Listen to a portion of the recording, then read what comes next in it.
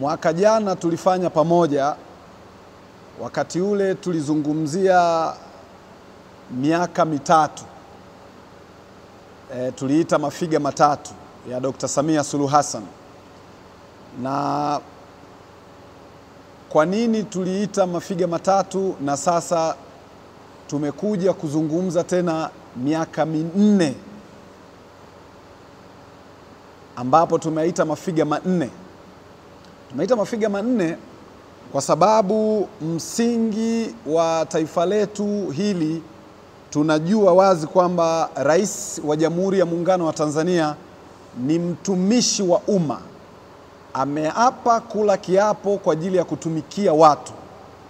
Na kwa mantiki hiyo, sisi kama wanahabari tunalo jukumu la msingi la kujadili, kushauri na kusema pale tunapoona hapa hapapo sawa.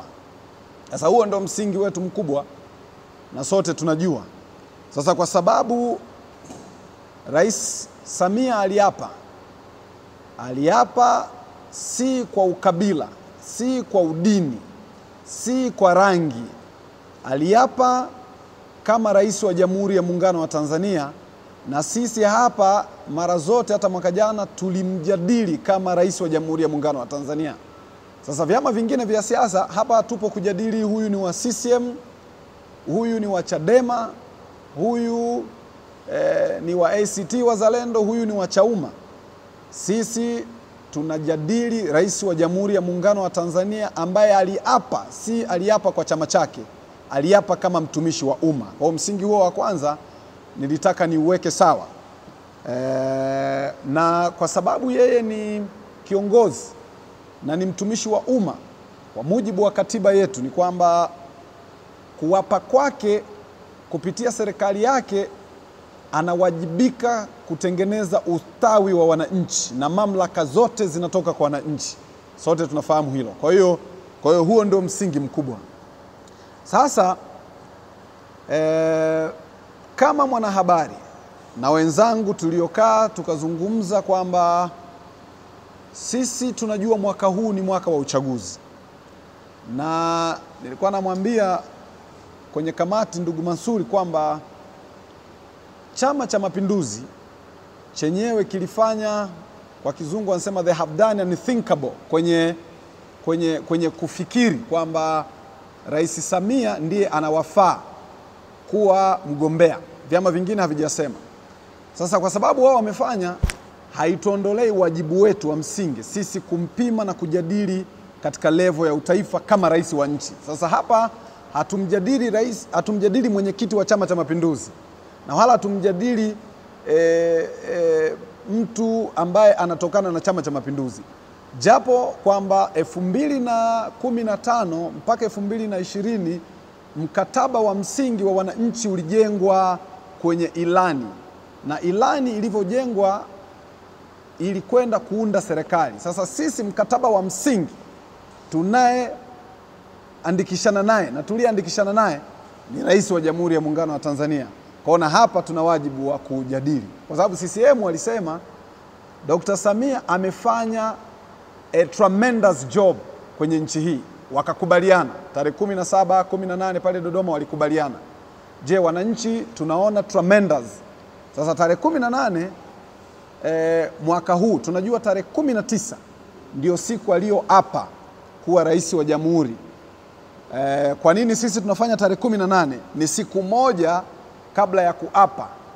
Na mwaka huu ukumbuke, mwezi wa 3 ndio kuna matukio makubwa mawili, ndio tuliyempoteza John Pombe Magufuli, na tukio hili pia lilifanyika mwaka 2021 mwezi wa 3. Na mwaka huo 2021 mwezi wa 3 tulipata rais. Kwa hiyo tulikuwa na vitu viwili, na mwaka huu tuna vitu viwili.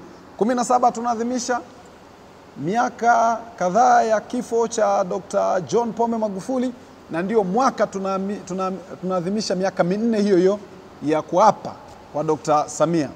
Sasa yako makundi kadhaa,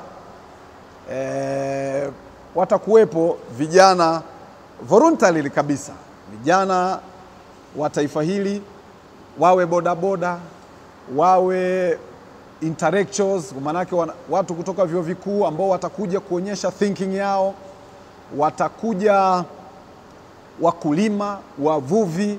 Tunachotaka kila mmoja aseme maoni yake, na hapa kwenye hili bango limesisitiza kwamba maendeleo ni haki yako. Jiandikishe, piga kura na jenga taifa lako. Maana yake hapa tunazungumzia misingi ya nchi. Hatuzungumzii temu za mapitisho ndani ya vyama vya siasa. Sasa kwa kusema hayo basi, nilisema press yangu itakuwa fupi sana. Natumia fursa hii kuwaalika na kuwakaribisha Watanzania wote kuja kwenye ukumbi wa Kwatunza Beach tarehe 18 mwezi huu wa 3, ambapo tutakuwa na mdahalo na mjadala mkubwa wa kupima kwamba yanayozungumzwa na vyama vya siasa ndio tunavyoyaona sisi wananchi. Nani anapaswa kuja kutuambia?